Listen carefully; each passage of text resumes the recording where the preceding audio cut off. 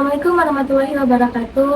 Hai teman-teman, kembali lagi bersama saya Erika Ananda Saputri dalam mata kuliah Telaah Kurikulum. Nah, kali ini saya akan mengajak teman-teman untuk membahas kurikulum merdeka. Saya tidak sendirian, tapi di sini kita akan berbincang-bincang bersama dengan Ibu Sri Mariati. Ya, perkenalkan, nama saya Ibu Sri Mariati. Ibu, riwayat mengajarnya bagaimana? Ya, saya mengajar di SD Negeri 56 Lubuk Linggau yang terletak di Jalan Sultan Mahmud, Badarudin 2. Kalau boleh tahu lulusan Ibu sebelumnya? Ya, saya itu kebetulan lulus dari PGSD, kebetulan kuliah di Universitas Terbuka. Jadi jabatan sekarang sebagai Wali kelas. wali kelas di Ya, SD Negeri 56. 56. Apakah Ibu di SD Negeri 56 itu mengikuti organisasi atau di luar sekolah juga Ibu ada mengikuti organisasi? Ya. Kebetulan di SD kami itu ada beberapa SD yang terkelompok dalam satu gugus. Jadi kebetulan saya adalah anggota dari KKG atau kelompok kerja guru itu. Jadi dalam SD Ibu itu ada organisasinya. Iya. Nah Ibu, saya mau nanya mengenai kurikulum Merdeka. Pasti Ibu udah tidak asing ya dengan kurikulum ini. Nah, menurut Ibu, apakah Ibu memahami tentang kurikulum Merdeka ini dan perubahan kurikulum nasional yang akan datang itu bagaimana? Kurikulum Merdeka itu adalah kurikulum yang membawa dampak positif ya. Karena pada dasarnya kurikulum itu untuk mengatasi pembelajaran atau jenis pembelajaran yang ada di Indonesia. Nah, pandangan Ibu sendiri mengenai kurikulum Merdeka ini bagaimana untuk kedepannya? Untuk kedepannya semoga kurikulum nasional akan lebih baik lagi serta lebih menekankan pada kebutuhan siswa yang ada. Perbedaan apa yang mendasar yang mungkin Ibu rasakan dan implementasikan antara kurikulum sebelumnya yaitu kurikulum 2013 dengan kurikulum Merdeka saat ini? Ya, tentunya banyak sekali perbedaan yang mendasar ya. Karena pada dasarnya kalau kurikulum 13 itu menekankan pada struktur pembelajaran, kemudian pendekatan pembelajaran. Sedangkan jika kurikulum 13, kurikulum Merdeka itu dia lebih menekankan keleluasaan sekolah untuk mengelola kurikulum yang sesuai dengan kebutuhan siswanya. Jadi siswa itu sebagai objek untuk mengembangkan kurikulum yang ada di sekolah tersebut. Nah, jadi terdapat perbedaan yang signifikan ya, antara kurikulum 2013 dan kurikulum Merdeka. Iya, betul. Nah, sekarang itu kan kita pernah dengar nih ada ganti menteri juga ganti kurikulum. Nah, tanggapan Ibu mengenai hal tersebut apa?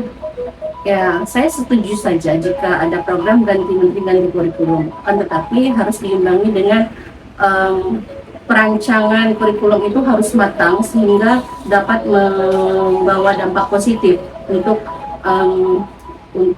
perkembangan perkembangan pendidikan di Indonesia ini.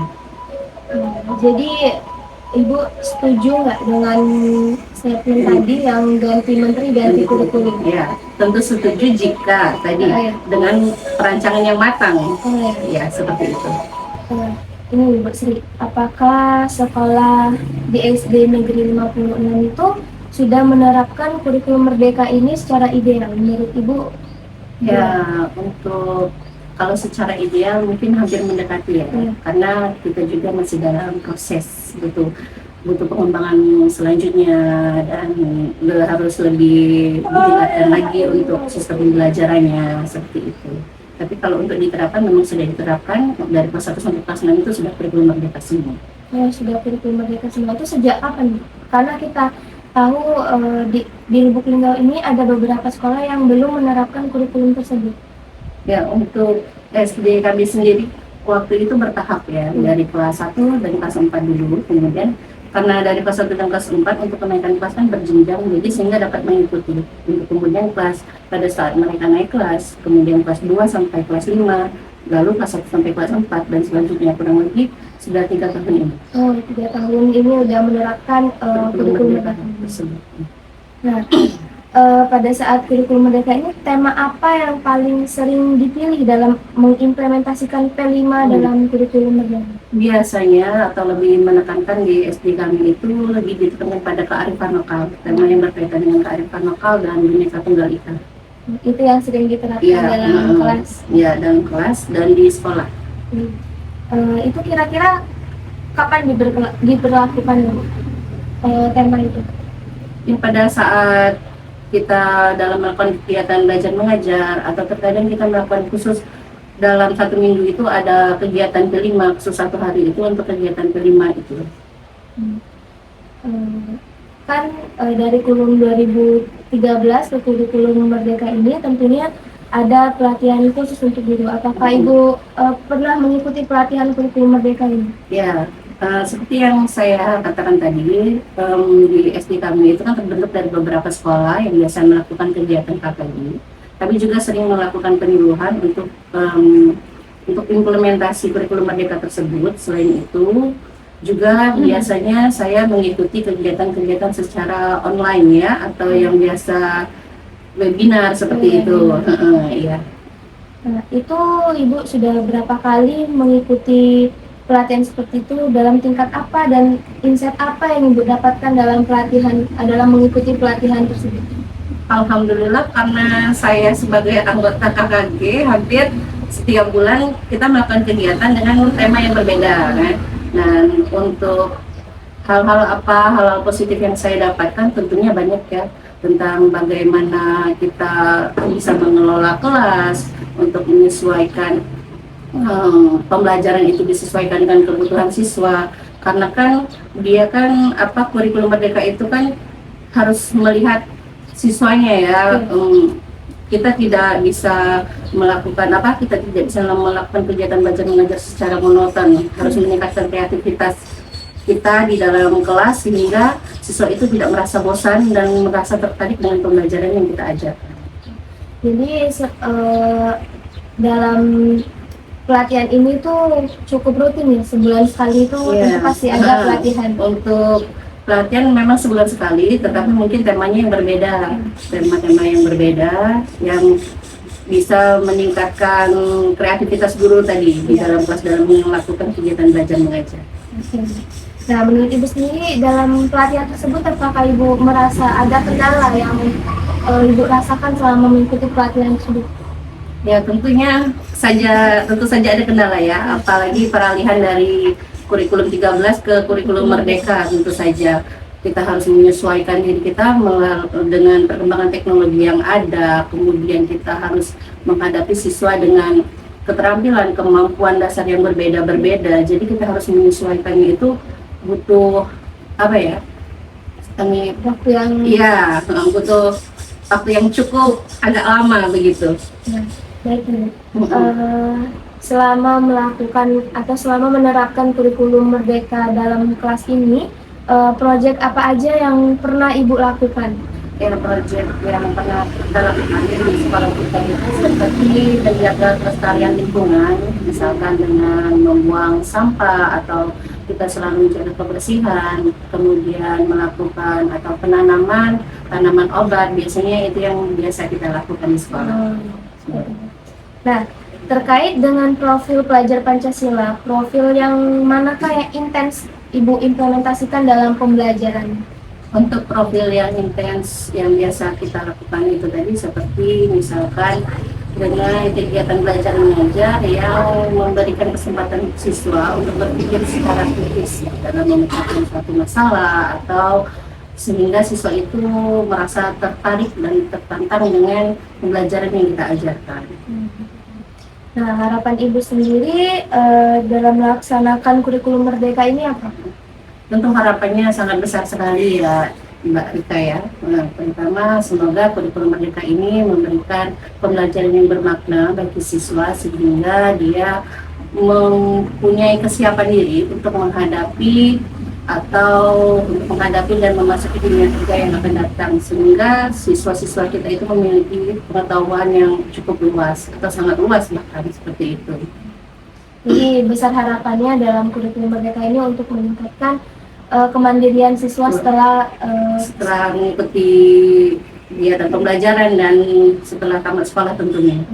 Ya. Nah, menurut Ibu, apakah kurikulum Merdeka yang sesuai dengan kebutuhan dan pembelajaran siswa? Seperti apa contohnya? Nah, contohnya ya, tentu kurikulum Merdeka itu sudah disesuaikan dengan kebutuhan siswa ya. Contohnya seperti yang saya katakan tadi. Jika kita melakukan pembelajaran secara ceramah, itu akan bersifat monoton. Dan saat kita melakukan pembelajaran secara diskusi, sehingga kita dapat memacu siswa untuk meningkatkan pola pikirnya. Kemudian juga kita sering melakukan kegiatan belajar dengan menggunakan kemajuan teknologi seperti menyajikan video-video, sehingga siswa itu akan lebih tertarik dengan pembelajaran yang kita berikan itu. Jadi tidak hanya ceramah saja yang diberikan, tetapi juga diskusi juga perlu dalam kurikulum Merdeka ini. Ya, tentunya seperti itu. Bagaimanakah interaksi guru dengan siswa selama mengimplementasikan kurikulum Merdeka ini? Ya, selama mengimplementasikan kurikulum Merdeka ini, tentunya interaksi guru dan siswa itu sangat baik ya, di mana